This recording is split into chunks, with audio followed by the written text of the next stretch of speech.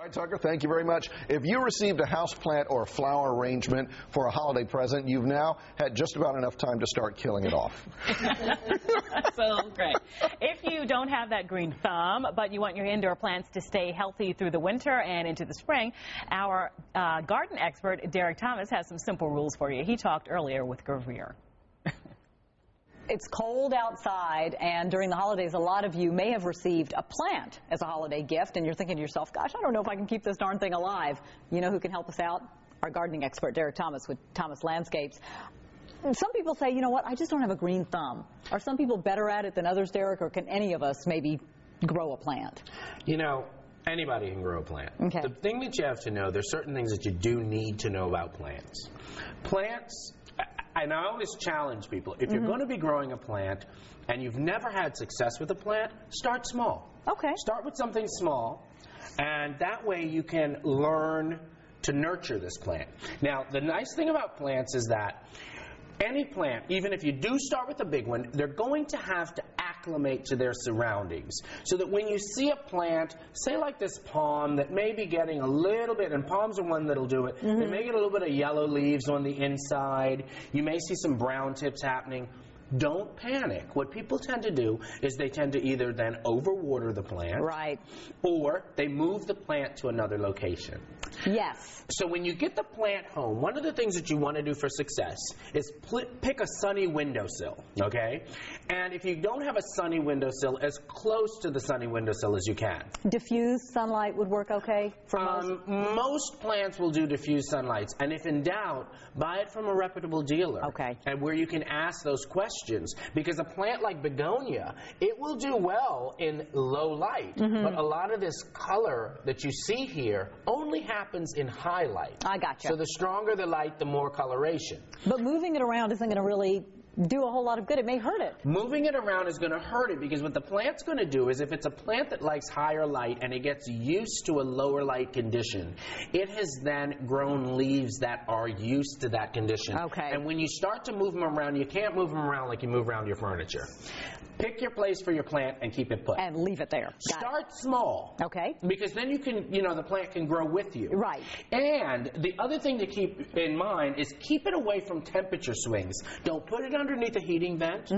Do not put it in front of a very cold door, because plants are affected by temperature changes. Okay, just like we are, right? Now, okay.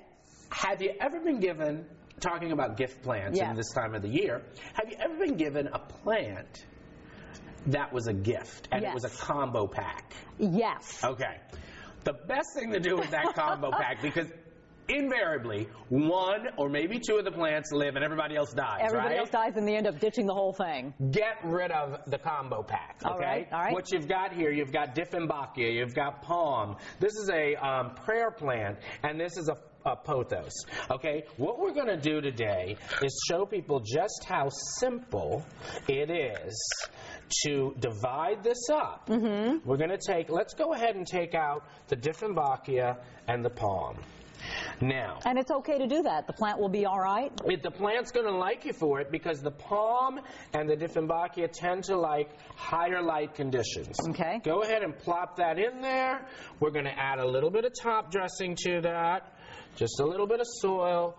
Compact the soil down, and that plant's going to be a lot happier. Great. And then the same thing with this Dieffenbachia. Now, one of the things that I want to point out, a lot of times you may get a plant in a very decorative container, like this one. Yes. What's missing on this container, There's no place for the water to There's go. no right. drainage. Right, yes. That's the other thing that is one of the biggest killers to indoor houseplant success.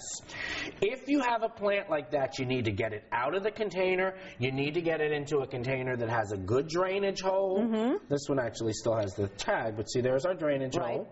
And you can also, if you want to, add a couple of decorative rocks to kind of jazz it up. Okay. Put it in a tray so that you're going to be able to water it and not get water on your furniture. Great. But if there's water that sits in there for more than 24 hours, get rid of that. And the other thing is, if you want to know what's happening to your plants when the leaves start to fall, here's a real easy thing to remember. If the leaves are turning yellow and falling off, it's probably because at some point the plant had not enough moisture. Ah. If the leaves are turning black and getting crispy, Yes. it's because the plant is getting overwatered. That's what's wrong with mine at home right now. And So now I know. if the soil smells bad, it's probably rotted. Once your soil rots, it never unrots, so you have to change out the soil. Okay. Those tips you'll be able to grow any of these plants. That's great. Great idea. Start small, don't overwater, find a good spot. Love it. We put the tips on our website too, by the way, myfoxdc.com. You can click on that and check out Derek's website as well. And that way anyone can have plant success. I don't know, Derek. Oh, okay. That was so inspirational to me. I don't You know. can do it. You can do it. Okay. I'm going to try for you, Derek, and you, Tony. Thank Season you. 10 of